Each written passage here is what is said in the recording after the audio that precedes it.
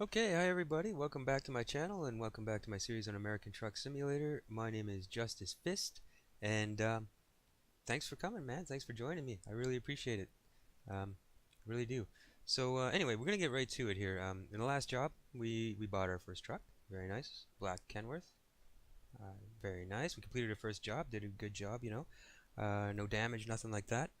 Um, and I was thinking, we were talking about expanding the company and stuff, and I was said that I might wait till we get to level 8, which is what we need to get the next Kenworth up in the lineup, so to speak. But I don't think we're going to wait that long. I think we'll do another job this episode. We'll just do a little job there, and next one, I think we'll take out some more money from the bank and buy another truck and start our fleet, because like I was saying, you don't want to expand too quickly, but also you don't want to leave it for too long either, because you're missing out on income, right?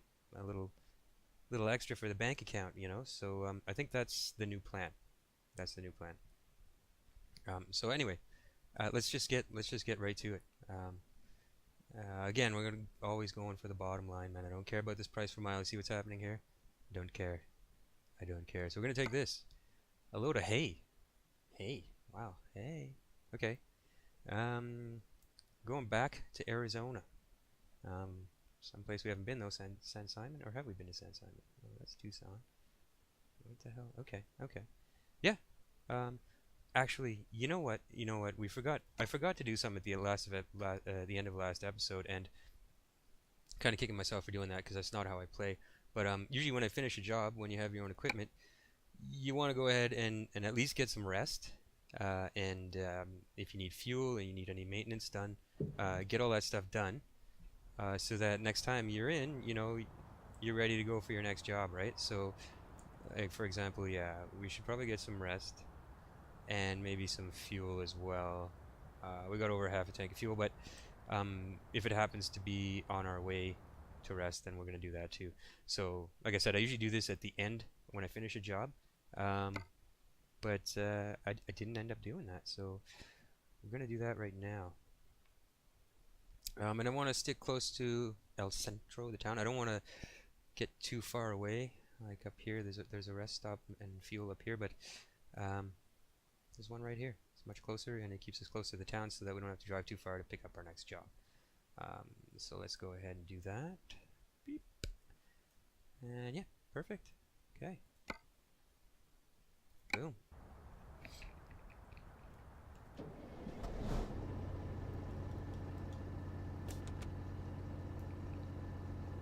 Okay, what time is it anyway? 20 after 1 in the morning, so yeah. Night owling it over here.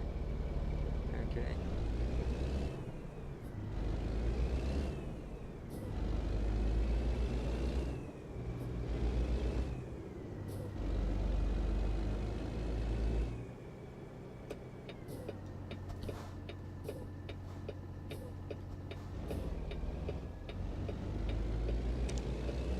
Okay, so yeah, man, what to talk about this episode?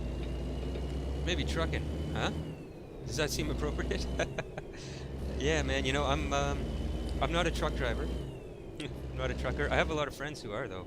A number of them. One of my buddies, he drove long haul for a while. He hated it. He hated it, man. He went and got his AZ here in Canada. It's an AZ trucking license. It's full semi, trucking license, and he got a job driving long haul, and now he lives out east. And he was going into the U.S. and into big cities like New York and stuff like that. And he's telling me stories about that and how, like, if you've never even driven in New York, you're a Canadian, especially from out east, smaller cities out there, and then you got to drive, an 18-wheel, big rig through New York City, where you've never been before in your life, and with a 50-foot trailer. Trying to follow your GPS, which he says can get confusing too on the big freeways, because the lanes are sort of stacked on top of each other, and you sort of get confused as to where you're going, and God forbid you take a wrong turn and you have to turn around or something, right? I always thought trucking would be a cool job, man, and then after hearing his stories and why he kind of didn't really like doing it, I could see where he was coming from with that. I was like, oh.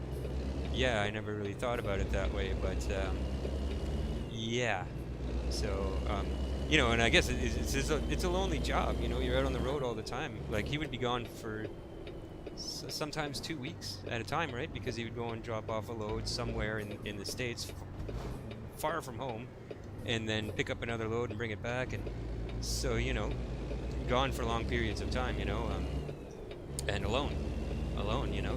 But you know, that's not the kind of thing that would bother me because I don't mind being alone, you know. I don't. But you know, for some people that's an issue, and I could see why, you know. I really could. I'm not supposed to go in here. Do not enter. Wrong way, yeah? Stop me. Try and stop me. Yeah, that's what I thought. Alright, so let's get some fuel here.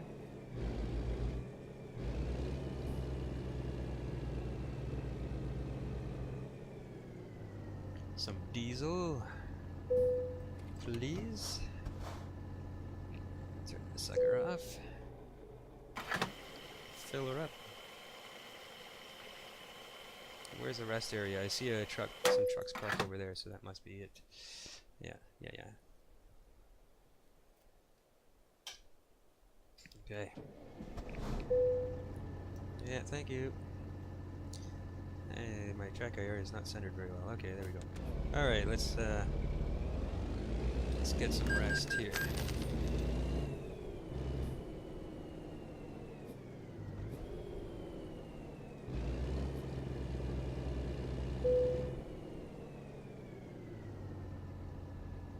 Go. That'll do. That will do. Okay, so now we're ready. We're fueled up. We're rested up. As I was talking about at the end of the last episode there, that's just wear and tear on the truck, that damage 1%. And it's not high enough to go looking for a maintenance shop at this point. I'll let it go as far as 5% sometimes before I start going out of my way to do the maintenance on the truck. So, okay.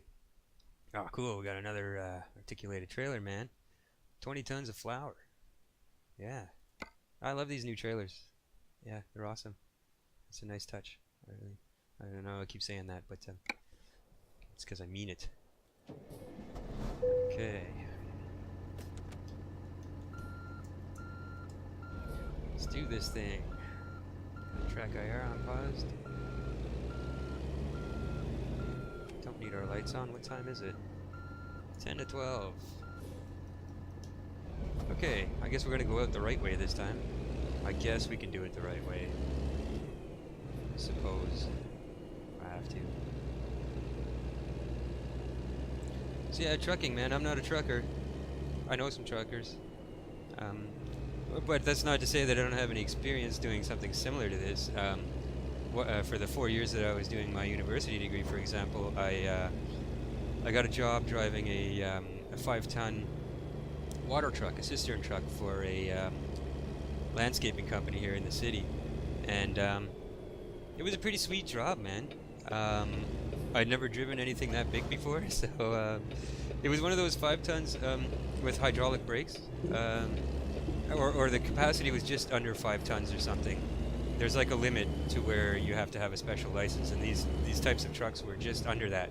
So you didn't need a special license to drive it, like you didn't need a DZ license with air brake qualifications and stuff like that. So I got a little taste of it, you know, and it was an old like 1985 International stick shift, you know, range shifter 10-speed. And yeah, I don't know, I liked it. It was fun. It was cool. I mean, it's a sweet job too, driving a water truck, you know, like you go, you know, you're watering, it's a landscaping company, so you're like watering sod and flowers and trees, right? And then, and you know, you do that, and then you go fill up your truck and you keep going. You go to like there's fire hydrants around the city that are designated for exactly that, right? So you go and you fill up your truck, and then you go and you water. You know, you have so many places that you have to hit in a day, and then your day's done, and it's easy, man. It's summertime, you know, sun's beating down, it's beautiful. You're outside, the fresh air, driving a big truck, you know, like king of the road kind of thing, you know. It was cool, man. And I mean, you know, you run into those issues where, I mean, when the truck was full, I'm pretty sure it was at capacity. What the hell was that? Oh, that was probably my loan interest payment. But anyway, um, it held the cistern, the tank on the truck was 1,000 gallons, so quite a lot of water. You know, if you ever carried a bucket of water, you know water's heavy, man. Water's heavy, and so I'm pretty sure the truck was at capacity with a full load because man, it was slow. It was slow. I'd see people behind me just going crazy. I'd be looking. They had mirrors just like this, exactly like this, with the wide angle on the bottom and yeah, I could see them behind me going apeshit and like trying to get around me and like aggressively, like I'm inconveniencing them, you know. And I guess to some extent I was, but you know, I mean, you got to understand, it's a big truck. It's a heavy truck. It's slow. It's slow, you know. Like, don't take it personally, bud. You know, like I'm not out to get you this morning. You know, it's just it is what it is. Um, but yeah, so I kind of got a taste of it doing that, and I like doing it. You know, it had, like I said, it had its frustrations, of course, like any job. Um, but it was cool. I like doing it.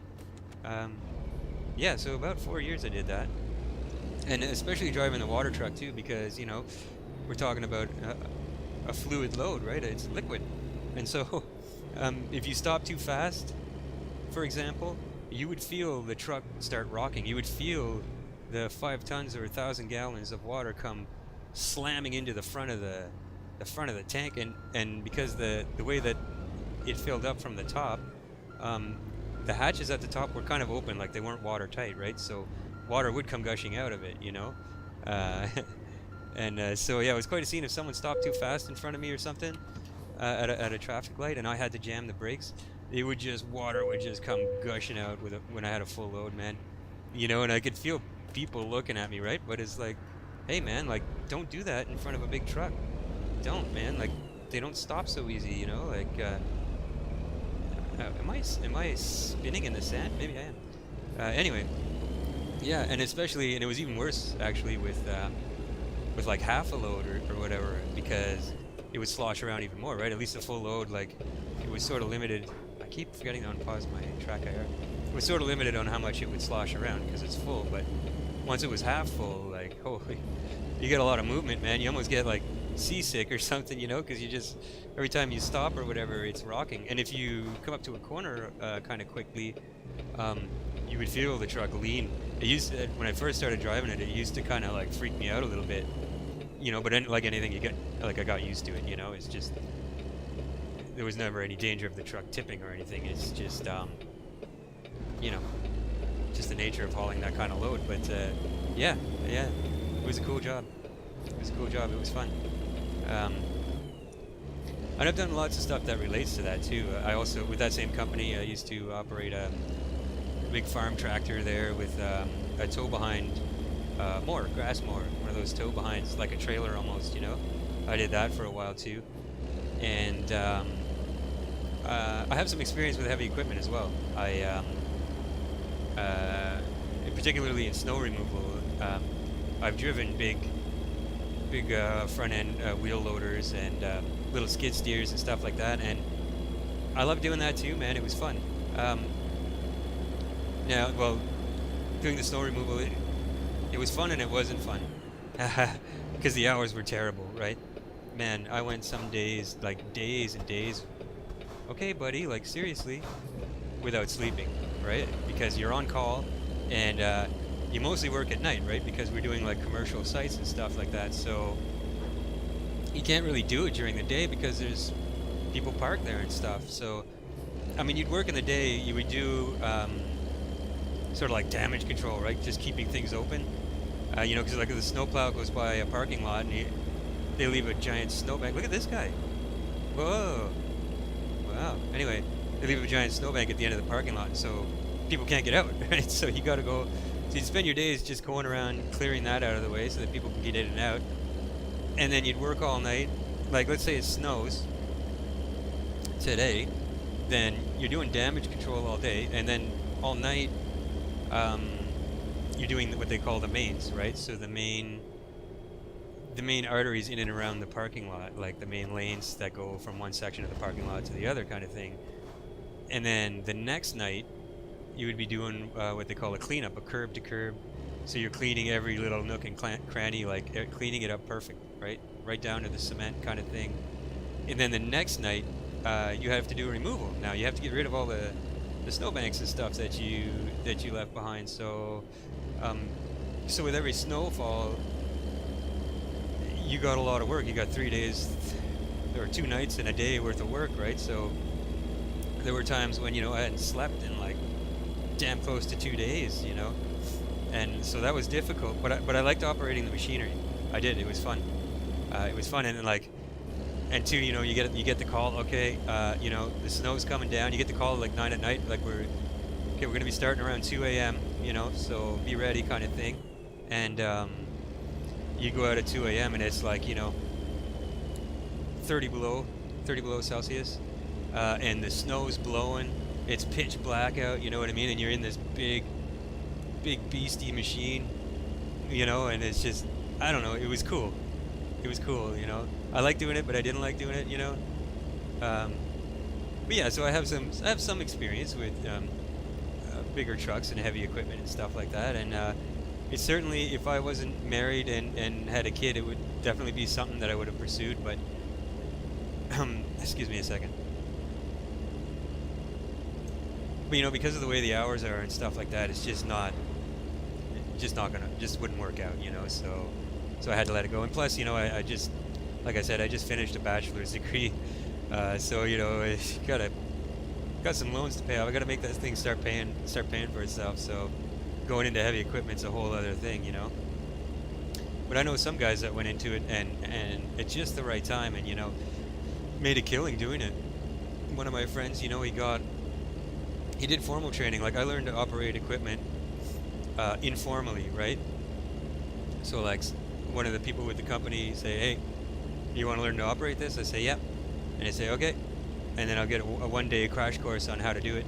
And then, okay, you're good to go, kind of thing. You know what I mean? But you can be professionally trained, obviously. There's like heavy equipment schools out there. And one of my buddies did that. And then he moved out to Western Canada when the oil sands boom was going on, and started doing that, working for big oil companies, and just made a killing. And now he's good, man. He's good. He can do whatever the hell he wants. He's got quite a nest egg, I'm sure. And yeah, I mean, sometimes it's all about timing, But anyway, the point being that yeah, I have some experience with heavy equipment and not big rigs like this, but bigger trucks, So I can relate to some of the trials and tribulations that guys that do this for a living have to deal with, certainly. And I feel like how the truck drives and reacts in this game is pretty good, man. Like, I mean, the physics, there's a little bit more that can be done. The truck should sort of rear up more and twist a little bit when you're pulling a heavy load, and you should really see the effects of the torque on the cab of the truck. Sometimes I feel like it's kind of lacking there in this game, but it's a minor thing. It's not, not a big deal. I think overall they do a really good job of sort of simulating what this would be like to do it for real. So yeah, just another reason why I like this game. I think it's cool. And yeah, okay, we're on the highway. It's almost time for a sip of beer here. Let's get her up to highway speed. I think. Oh, there we go. Yeah, let's do that and have a sip of beer.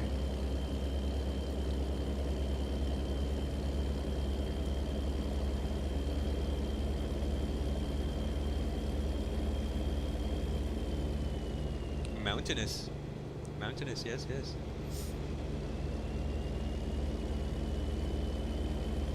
Yeah, and long haul driving. I love driving too, man. Well, not in city traffic, of course, but I do love driving. And I remember, wow, quite a long time ago now, my wife and I decided that we were going to go out to Vancouver on the west coast of Canada here, and we live in Quebec, so we're sort of on the easterly side of things over here. And yeah, we drove like a bunch of hippies. We packed everything we could into my little Ford Escort. That's what I was driving at the time. I think it was a '95 Ford Escort, little 4-banger. We packed everything we could into that little car, man, and everything else that wouldn't fit, we either gave it away, sold it, or threw it out. You know, just said to hell with it, man. We're leaving. We're going west. Just like a couple of dirty old hippies, man. It was cool. And while the drive would only take you probably maybe 3 days if you went like if you drove day and night like hard on it. But we took about a week, man. We took about a week. Took our time, man. We did some camping, made all the stops, you know. So it was sort of like an east to west thing. Like we didn't go really north into the northern. Like I'm not interested in the freezing cold and that. We where we could, we just went east to west. I mean, we had to go north a bit through Ontario and stuff, but we just followed here in Canada. It's the number one, the Trans-Canada Highway, and it'll basically take you from one end to the other, man. And it was beautiful, beautiful country. I love doing it. I love the drive. Yeah, I mean, from like the really thick, dark forests in Ontario. Ontario was a long drive, and then all of a sudden, you know, you come out onto the big open plains of the prairies, man. Like, literally, what province was it where their motto is "It's the land of the living skies," and it really was. I loved it. A lot of people are like, "Oh, the prairies, man. Boring. There's nothing. You can drive for a day and a half, and there's just nothing but like sunflower fields, and that's it. And you basically just drive in a straight line. There's just barely a turn in the highway, you know." But I loved it. I thought it was beautiful, man. The skies, you could see the skies for miles, man, and those big blue skies set against the fields of sunflowers. Sunflowers, man. I'm not sure why. Sunflowers is the big thing. I'm sure there's a reason. But anyway, it was beautiful, man. And you could see the storms coming for miles. You know what I mean? So cool. I thought it was cool, but I'd never seen anything like that before. Not in person anyway. You know? So, yeah, I loved it. Sip of beer.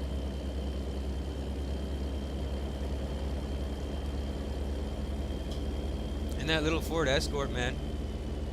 What a tough little car. Man, I put the nails to that thing, man. And it did it just fine. It got us there and back, no problem. We were there for about a year, I guess.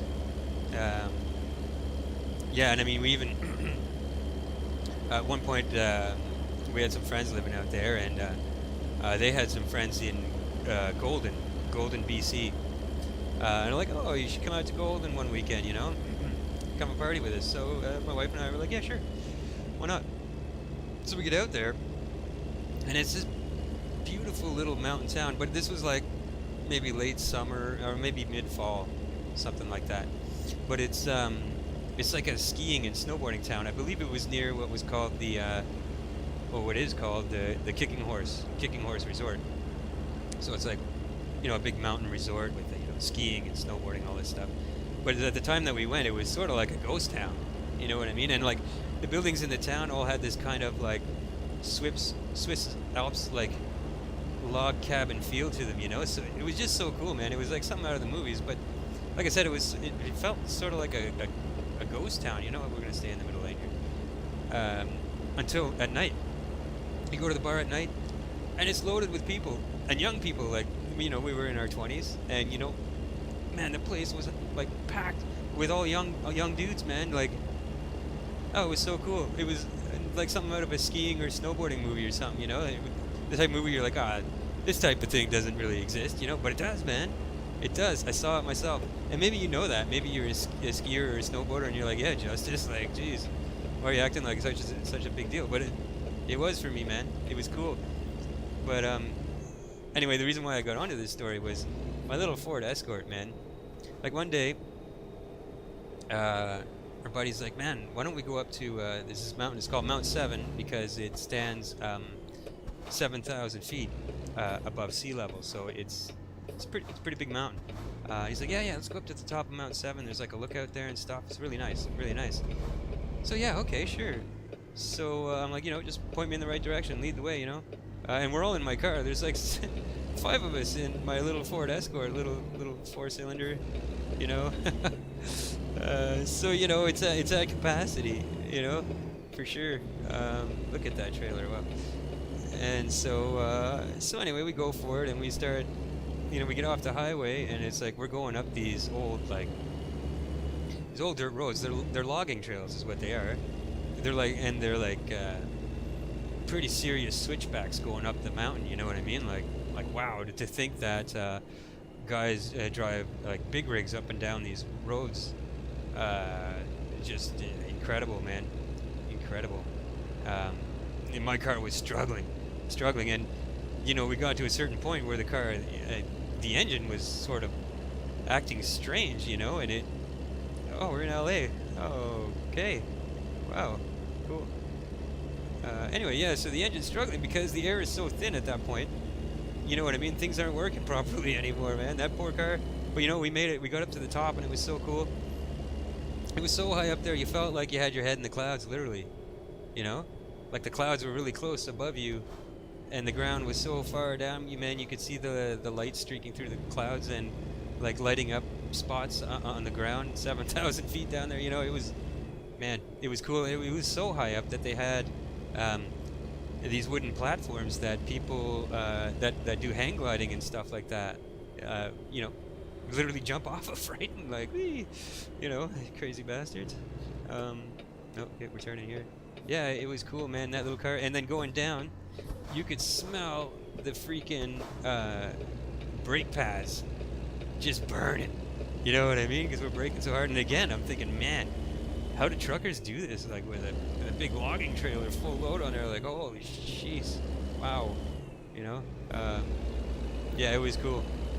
It was cool, man. I love the Rockies. I said I love the prairies, but of course I love the Rockies, the Canadian side of the Rocky Mountains. Just awesome, and especially the Alberta side, because big gray, I was calling them the big gray bastards, because they're just massive snow-covered mountains, man. It was so cool. I'd never seen anything like that before. Yeah, I loved it, man. I would do it again in a heartbeat if I could, for sure. For sure. It was awesome. Yep. So yeah, I love driving, man. I love cruising around. I love highway driving. Not certainly not city driving. That's never any fun. But, well, sometimes, but not really. Some people are just jerks, and they can get on your freaking nerves. So anyway, sip of beer. Oh, I almost knocked my beer over there. That wouldn't have been good.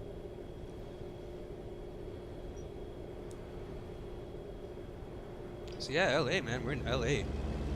Wow. I feel like a movie star or something. No, I don't.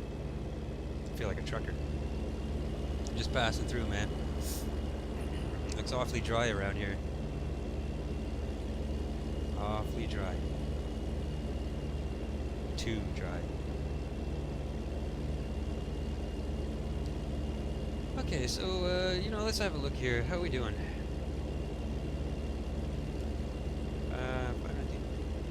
Okay, so, estimated 3 hours and 46 minutes left on this job. We don't need to rest for another 8.5 hours, so we're good there. Good there, good. Good, everything's lining up quite nicely. And I'll have a sip of beer to celebrate that.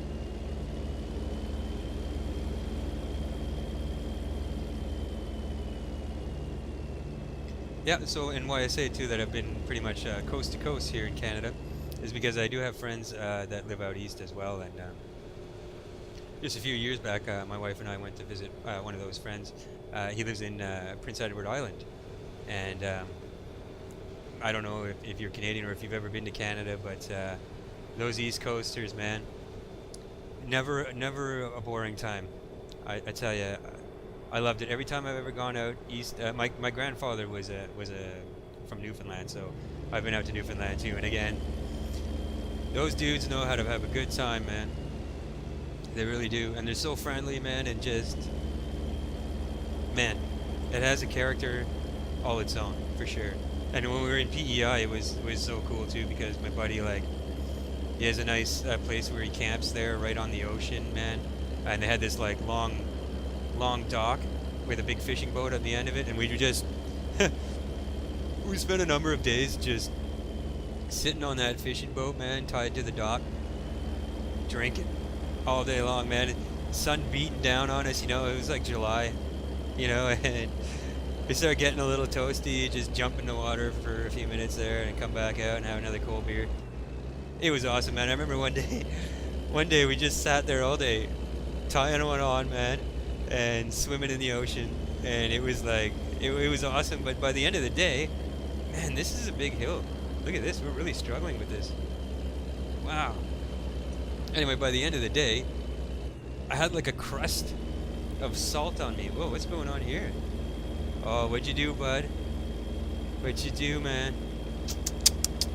Not behaving yourself, huh? Anyway, I had like a crust of salt on my skin. It was disgusting. Because, I'm used to where I live here in Quebec, we have tons of lakes. Swimming, do lots of swimming, but freshwater lakes, no salt water around here, man. Well, there is, but not close to me. Certainly, I haven't done much swimming in the ocean, so that was a new experience for me to have like salt, literally dried up salt on my skin. I was like, wow. At one point I thought, man, I feel dry. I don't know if it's because I had too much to drink, you know what I'm saying? Or the salt, or probably a combination of the two, but it was a good time, man. It was a good time. Yeah, I love doing stuff like that. Just taking a road trip, Yeah. Yeah. Well, who doesn't, right? Well, maybe some people don't. I don't know. But I certainly do. So, yeah. Oh, look, a runaway lane. Hey! I remember, yeah, driving out west in the Rocky Mountains and stuff like that. You would see those everywhere, Because, hey, man, you get, the truck gets going too fast and it's got a heavy load. You don't want to burn your brakes, seize your brakes. Like, if the truck gets away from you and you can't slow down, then that's your only option. And, like, in the Rocky Mountains and stuff, you have these runaway lanes that just sort of go off into the forest, and you're like, ooh, man. You don't want to have to use that thing, like, oh, geez, definitely not.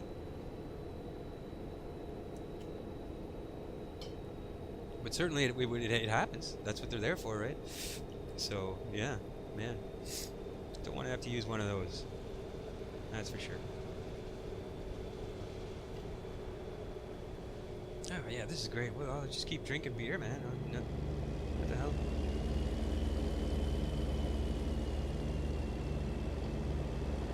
Yeah.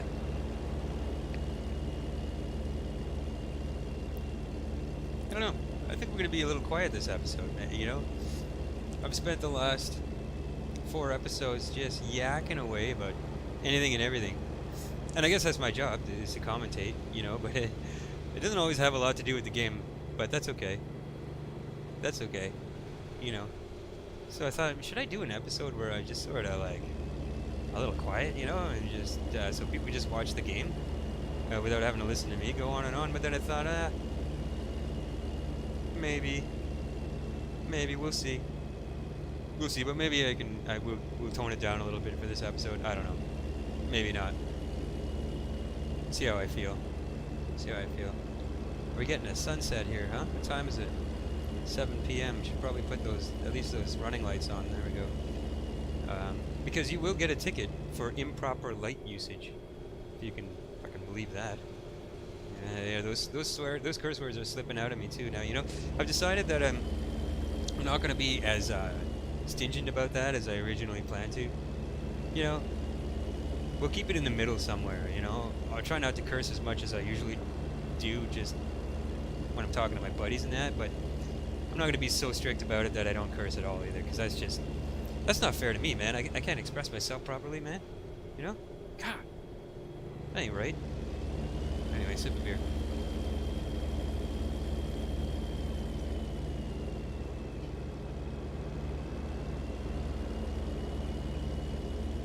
What do these signs say up here?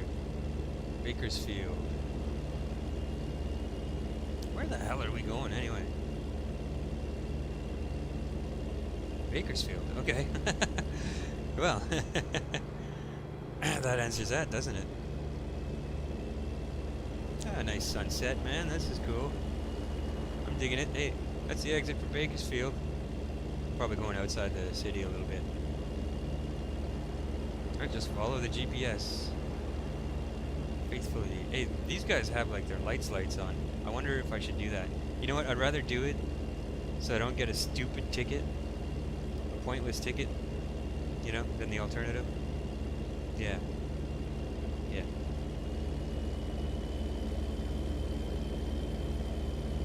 Man, what a difference in just how this game looks like. I was talking a few episodes back about like my old gaming rig and how I bought a new rig. What a difference. What a difference. This game looks a million times better on the new rig. It's like it's still blowing my mind, and you know. Yeah. Very nice. I had no idea the graphics were this good. No, I did. I've watched some YouTubers play on at this level of graphics and resolution before, so.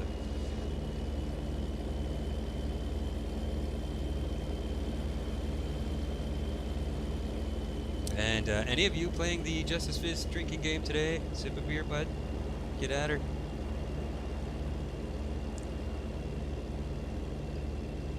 Okay, it looks like this is our exit. Very nice. Very nice. Which means we're probably coming up to the end of this job. Another short little episode. That's alright. That's alright. Nothing wrong with that. Because they will certainly get longer as we go up in levels, especially, you know, with the long haul thing, so... they are going to get pretty long. No, I'm not going to say it. That's what she said. I'm not going to say it. I said it. See what I did there? Of course you did. You're smart. I'm a freaking idiot, Justice. Come on, man.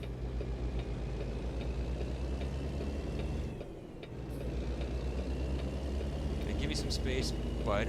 There we go. Horses. Hold your horses.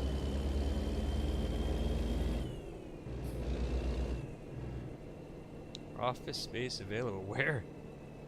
Oh, there? Oh, that's the inn. Whatever. Whatever, that made no sense. Office space available. Except you have to build the building first. Oh, jeez. Okay.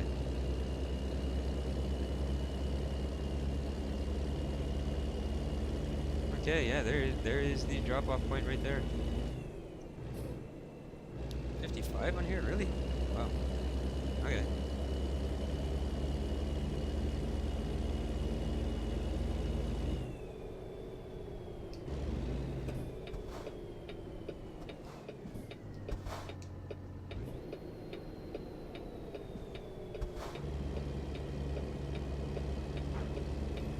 Okay, so since we are hauling in our double trailer, I don't foresee a difficult parking spot, which is fine with me.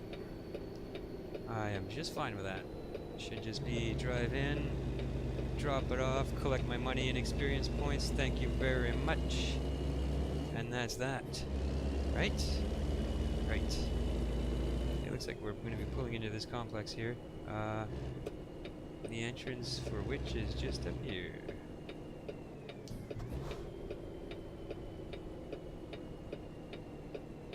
Rail export. Okay. Cool. Okay.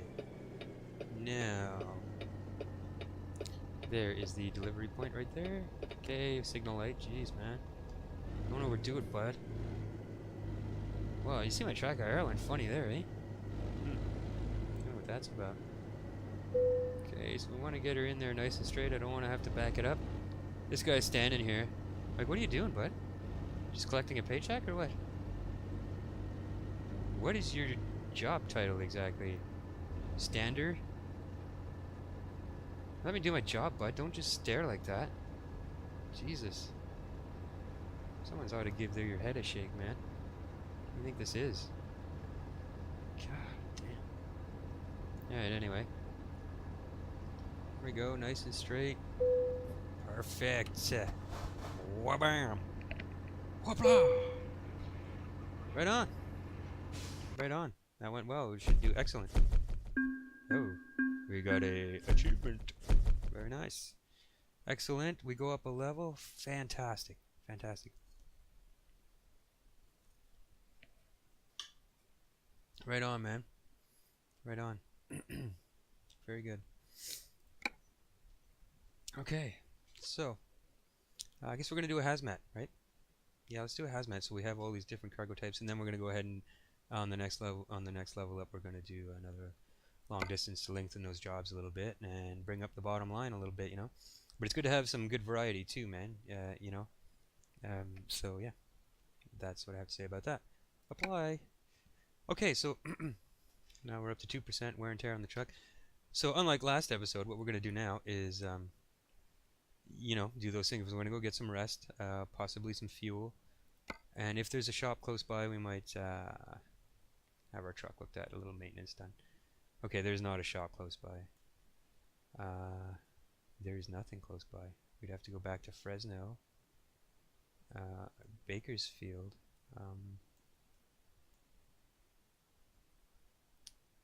It might be smart to... Fresno's kind of far away, but... Well, we're kind of smack in the middle, aren't we? Because if we go to Fresno, then we'll discover Fresno. That's always a good thing.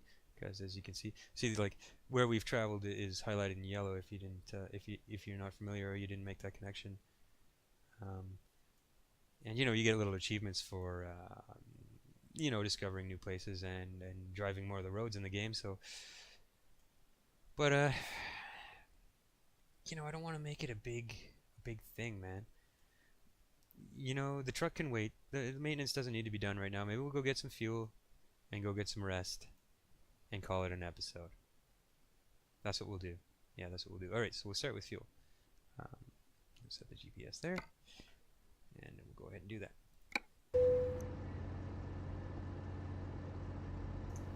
Okay. Let's see here. Yeah, okay. Is that guy still standing there staring at me? Freaking weirdo. Jeez, man, if your work's done, then go ahead and punch out, bud. Jesus. We can't see him, but park the trailer in front of him. Like, there you go. Now you have somewhere to hide from the boss while you stand there. No, not really. There he is.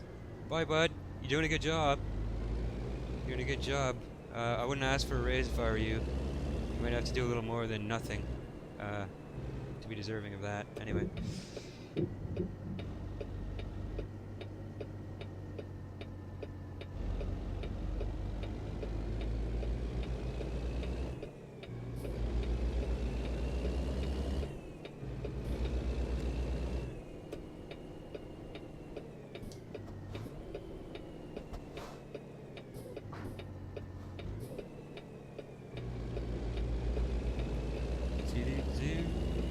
We're gonna get some gas. Diesel.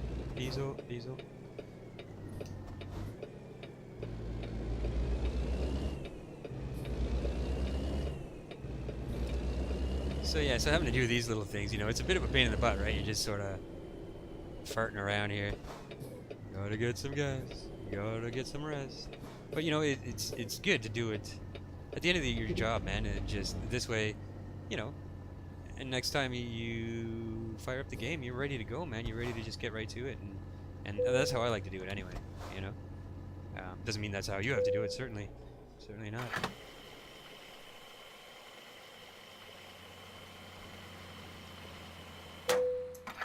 You know, and once we really start getting the long haul jobs going, you'll be doing this mid-job, right? You'll have to stop for rest and fuel in the middle of the job. But you typically you have more than enough time to do that on those long jobs, you know. But you know, you just got to keep an eye on things, man. As you can see, like, and just like our plan to expand the company and stuff like that, like there's a certain level of planning and strategy going on here, you know.